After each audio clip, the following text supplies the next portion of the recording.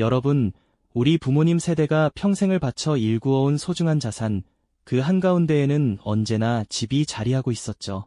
수십 년의 세월을 거치며 땀과 노력으로 쌓아올린 노후의 버팀목이자 가족의 안식처, 바로 그 보금자리 말입니다. 그런데 말이죠. 이 집이라는 존재가 어떤 분들에게는 든든하고 편안한 노후를 선물했지만 또 다른 분들에게는 끝없는 걱정과 불안의 씨앗이 되어버린 건 과연 어떤 이유 때문일까요? 특히 유독 한국 사회에서만큼은 이 부동산이라는 것이 단순히 사고 파는 투자의 대상을 넘어선 특별한 의미를 지니고 있는데요. 과연 그 배경에는 어떤 이야기들이 숨어 있을지 오늘은 그 깊고 복잡한 사연들을 함께 들여다보고자 합니다. 한국의 시니어 세대, 즉 지금의 어르신들이 살아오신 시절을 돌이켜보면 집은 단순히 가족이 함께 모여 사는 공간 이상의 가치를 지녔다는 것을 깨닫게 됩니다. 전쟁의 폐허 속에서 맨몸으로 일어서야 했던 격동의 시기를 지나 경제 성장의 물결에 몸을 싣고 대한민국을 지금의 모습으로 일궈낸 주역들이 바로 이분들이시죠. 그분들에게 내 집 마련은 곧 성공의 상징이었고 가족의 울타리를 굳건히 지키는 가장 확실한 방법이었으며 미래를 위한 가장 든든한 투자처이자 삶의 중요한 목표였답니다. 어쩌면 우리 할머니, 할아버지의 앨범 속 낡은 흑백 사진에서 보이는 작은 집 한 채가 단순히 내벽으로 둘러싸인 건물이 아니라 그 시대의 희망과 염원이 담긴 하나의 역사 그 자체였을지도 모릅니다. 허허벌판 위에 옹기종기 모여있던 판잣집들이 점차 벽돌집으로 그리고 삐죽삐죽 솟아나는 아파트 단지로 변모해가는 도시의 풍경은 그들의 삶과 꿈이 투영된 또 다른 자화상이었을 테니까요. 그렇다면 과연 이 특별한 관계는 어떻게 형성되었을까요? 한국의 부동산 역사를 거슬러 올라가 보면 해방 이후부터 오늘날에 이르기까지 그야말로 파란만장한 현대사의 흐름과 궤를 같이 해왔다는 것을 알 수 있습니다. 전쟁의 상처를 딛고 일어서야 했던 1950년대의 재건 시기, 그리고 숨가쁘게 달려온 1960년대와 70년대의 산업화 물결 속에서 주택은 늘 부족했고 그 가치는 날마다 치솟았죠. 정부는 경제 성장을 뒷받침하고 도시로 몰려드는 인구를 수용하기 위해 대규모 주택 공급 정책을 펼쳤고 이는 곧 부동산 시장에 엄청난 활력을 불어넣는 계기가 되었습니다. 마치 마르지 않는 샘물처럼 보였던 부동산 가격의 상승은 많은 이들에게 집을 사면 무조건 돈을 번다는 일종의 불패 신화를 심어주기에 충분했답니다. 낡은 집을 팔고 새 아파트에 입주하며 환하게 웃던 이웃들의 모습은 내 집 마련의 꿈을 꾸는 모든 이들에게 강력한 동기부여가 되었을 겁니다. 이처럼 역사의 흐름 속에서 부동산은 단순한 재테크를 넘어 한 가족의 미래와 사회적 지위를 결정짓는 중요한 요소로 자리매김하게 된 것이죠. 하지만 이 모든 과정이 늘 순탄하기만 했을까요? 부동산 투자가 선사했던 달콤한 기회 뒤편에는 언제나 예측하기 어려운 위험들이 그림자처럼 따라붙었습니다. 격변하는 국내의 경제 상황과 시시각각 변하는 정부의 정책, 그리고 금리 변동과 같은 것이 경제 지표들은 시니어 세대의 부동산 투자 결정에 지대한 영향을 미쳤답니다. 때로는 과감한 선택이 큰 성공을 가져다주기도 했지만 또 다른 경우에는 예상치 못한 위기 속에서 고통스러운 좌절을 안겨주기도 했죠. 다음 시간에는 부동산이 지닌 경제적인 양면성, 즉 우리에게 큰 기회를 주었던 동시에 깊은 리스크를 품고 있었던 그 이중적인 얼굴에 대해 더욱 심층적으로 파고들어 볼 예정입니다. 과연 어떤 요인들이 우리 부모님 세대의 자산 포트폴리오를 흔들었고 그 결과는 어떻게 나타났는지 함께 고민해보는 시간을 가져보겠습니다. 네, 지난 시간에 부동산이 우리 부모님 세대의 자산 포트폴리오에 어떤 영향을 미쳤는지 그 경제적인 양면성에 대해 다음 시간에 더 깊이 파고들어 보겠다고 말씀드렸었죠.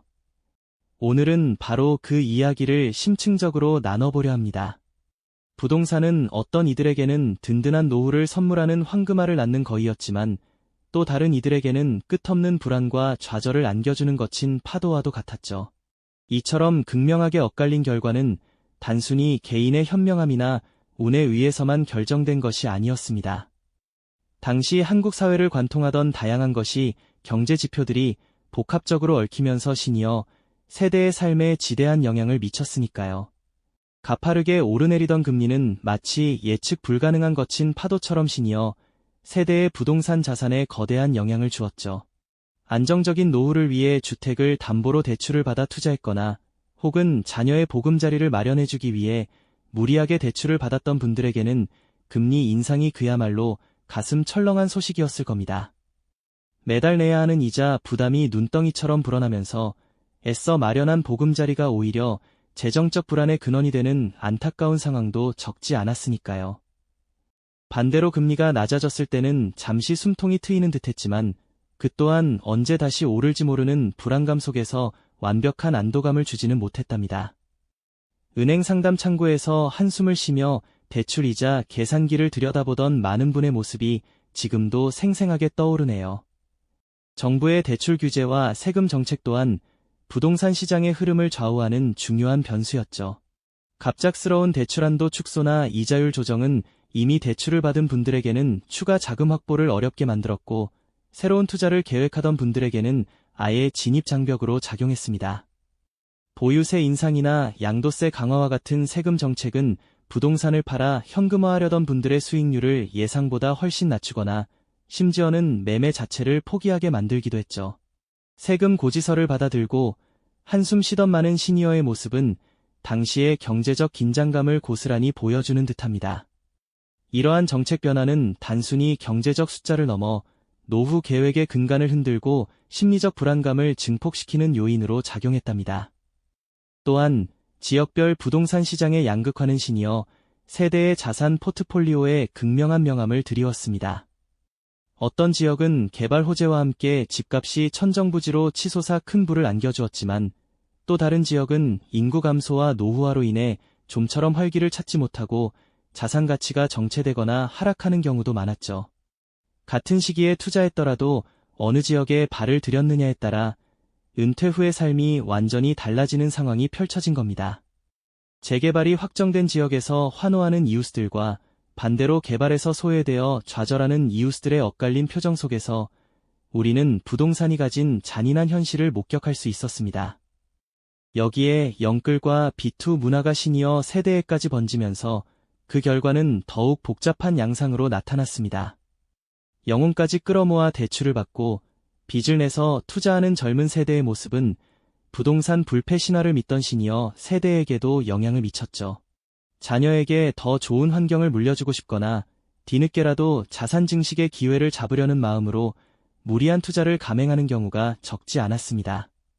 시장이 상승세일 때는 잠시나마 큰 수익을 얻으며 성공의 단맛을 보기도 했지만, 시장이 급변하거나 예상치 못한 위기가 닥쳐왔을 때는 그야말로 감당하기 어려운 고통으로 되돌아왔습니다.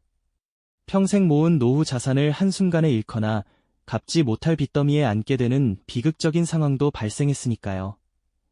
많은 분이 이러한 경제적 압박 속에서 불안과 긴장감에 휩싸여 힘든 시간을 보내야 했답니다. 결국 시니어 세대의 부동산 투자는 단순한 경제 행위를 넘어 격동하는 한국 현대사의 경제적 흐름 속에서 기회와 위험이 교차하는 복잡한 여정이었음을 알 수 있습니다. 이들의 경험은 오늘날 우리에게 어떤 의미로 다가올까요? 다음 시간에는 부동산이 단순한 재산 증식의 수단을 넘어 한국 사회에서 내 집 마련이 지닌 사회적, 심리적 의미는 무엇이었는지, 그리고 주변의 기대와 집단 심리가 투자 결정에 어떻게 작용했는지에 대해 더 깊이 성찰해보는 시간을 가져보겠습니다. 이처럼 시니어 세대의 부동산 투자가 때로는 고통으로 되돌아오기도 했던 복잡한 여정이었음을 지난 시간 함께 살펴보셨죠. 이제는 시선을 조금 더 돌려 한국 사회에서 내 집 마련이 단순한 경제적 행위를 넘어 어떤 의미를 지녔는지, 그리고 주변의 기대와 집단 심리가 투자 결정에 어떻게 작용했는지 깊이 들여다볼 시간입니다. 사실 우리에게 집은 단순히 머무는 공간 이상의 의미를 가지고 있었으니까요. 오랜 세월 동안 한국 사회에서 내 집을 소유하는 것은 개인의 노력과 성공을 증명하는 강력한 상징이었습니다. 단순히 비바람을 피하는 거주 공간을 넘어 안정된 삶의 기반이자 사회적 지위의 척도처럼 여겨지곤 했죠. 특히 시니어 세대가 젊은 시절을 보낸 격동의 시대에는 자가 주택 마련이야말로 불안정한 삶 속에서 가족을 지키고 미래를 설계하는 가장 확실한 방법이라고 믿는 분위기가 강했습니다. 집 한 채가 곧 자녀들에게 물려줄 든든한 유산이자 은퇴 후를 보장하는 마지막 보루라는 인식이 널리 퍼져 있었던 거죠. 가족 모임이나 친구들과의 대화에서 자연스레 흘러나오는 누구는 어떤 아파트를 사서 얼마나 올랐다더라 하는 이야기는 많은 분에게 부러움과 동시에 나도 저 대열에 합류해야 한다는 은근한 압박감으로 다가왔을 겁니다. 이러한 사회적 분위기 속에서 자녀 세대의 기대 또한 시니어 세대의 부동산 투자 결정에 중요한 영향을 미쳤습니다. 자녀들이 더 좋은 환경에서 살기를 바라거나 자신들이 겪었던 고생을 자식들은 겪지 않기를 바라는 부모의 마음은 때때로 무리한 투자로 이어지기도 했죠. 부모님 세대가 자녀의 결혼 자금이나 내 집 마련을 위해 기꺼이 자신의 노후 자산을 동원하는 모습은 우리 사회에서 흔히 볼 수 있는 풍경이었습니다. 자녀에게 짐이 되고 싶지 않다는 마음, 혹은 자녀에게 더 나은 출발점을 제공하고 싶다는 부모의 깊은 사랑이 담긴 결정이었지만 이것이 때로는 감당하기 힘든 경제적 부담으로 돌아오기도 했다는 사실은 우리를 안타깝게 합니다. 더 나아가 부동산은 절대 실패하지 않는다는 이른바 부동산 불패 신화는 시니어 세대의 투자 심리에 깊이 뿌리내린 집단적 믿음이었습니다. 전쟁의 폐허 속에서 시작된 재건과 급격한 산업화를 거치며 땅값과 집값은 늘 우상향한다는 경험적 믿음이 강하게 자리 잡았으니까요. 주변에서 부동산 투자로 큰 성공을 거둔 사례들을 접하면서 나만 뒤처지는 건 아닐까 하는 불안감이 커지고 검증되지 않은 정보나 소문에도 쉽게 귀를 기울이게 되는 경향이 생겼습니다. 전문가의 심층적인 분석보다는 친목회나 동네에서 들려오는 카더라 통신이 더 설득력 있게 들릴 때도 있었을 겁니다. 이런 정보의 비대칭성 속에서 신중한 판단보다는 주변의 분위기와 막연한 기대를 조차 투자에 뛰어드는 경우가 적지 않았습니다. 결국 시니어 세대의 부동산 투자는 단순히 경제적 논리만으로 설명할 수 없는 복합적인 사회적, 심리적 요인들이 얽혀 만들어진 결과라고 할 수 있습니다. 내 집 마련이라는 꿈은 개인의 성취를 넘어선 공동체의 염원이었고 그 과정에서 주변의 시선과 자녀들의 기대, 그리고 견고한 집단 심리는 때로는 든든한 지지대가 되기도 했지만 때로는 거스를 수 없는 거대한 압력으로 작용하기도 했으니까요. 이러한 배경 속에서 많은 분이 기회와 위기 사이에서 고뇌하며 자신의 삶을 걸었던 것은 아닐까요? 다음 시간에는 이 모든 경험이 현재 우리에게 어떤 교훈을 주고 미래를 위한 현명한 판단을 내리는데 어떻게 도움을 줄지 더 깊이 이야기 나눠볼까 합니다. 네, 그렇습니다. 시니어 세대의 부동산 투자 여정을 되짚어보면서 우리는 단순히 누가 성공하고 실패했는지를 넘어선 더 깊은 통찰을 얻게 됩니다. 개인의 현명한 선택이나 운이 좋았기 때문이라고만 치부하기에는 그 배경에 너무나 복잡한 실타래들이 얽혀 있다는 사실을 깨닫게 되죠. 격동의 한국 현대사 속에서 부동산은 단순한 재산이 아니었습니다. 때로는 가족의 보금자리이자 자녀의 미래를 위한 희망이었고 고단한 삶을 지탱해줄 든든한 버팀목이 되어주기도 했으니까요. 하지만 동시에 예측 불가능한 사회적 격변과 경제적 파고 속에서 그 굳건해 보이던 희망이 무거운 짐이 되거나 심지어는 절망으로 변하는 아픔을 겪기도 했습니다.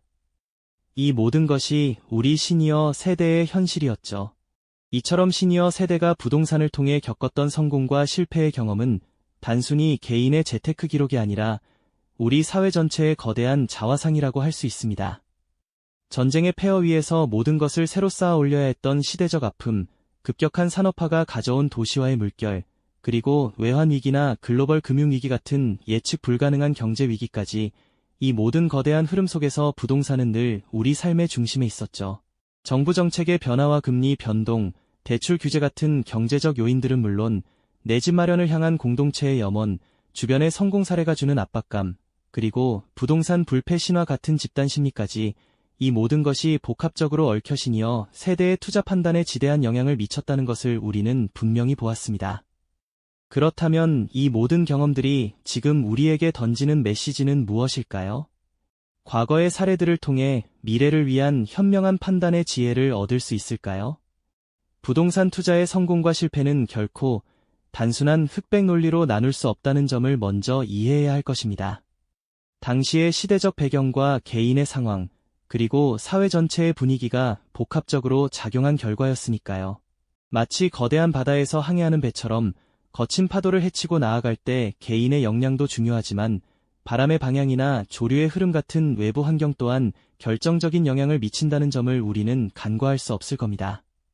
단순히 운이 좋았거나 나빴다고 말하기에는 그 너머에 복잡한 인과관계가 숨어 있다는 이야기죠. 우리가 시니어 세대의 부동산 투자 경험을 되짚어보는 것은 단순히 그들의 과거를 평가하려는 것이 아닙니다. 오히려 그들의 발자취를 통해 오늘날 우리가 마주한 부동산 시장의 본질을 더 깊이 이해하고 미래를 살아갈 우리 자신과 다음 세대를 위한 통찰력을 얻기 위함이죠. 부동산은 여전히 우리 사회의 뜨거운 감자이자 자산 형성의 중요한 축으로 자리매김하고 있습니다. 과거의 성공 사례에 맹목적으로 따르거나 반대로 실패 사례의 질에 겁먹기보다는 그 모든 경험을 객관적인 시각으로 분석하고 우리만의 교훈을 찾아내는 것이 중요하다고 생각합니다. 그래야만 흔들림 없는 자신만의 기준을 세울 수 있을 테니까요.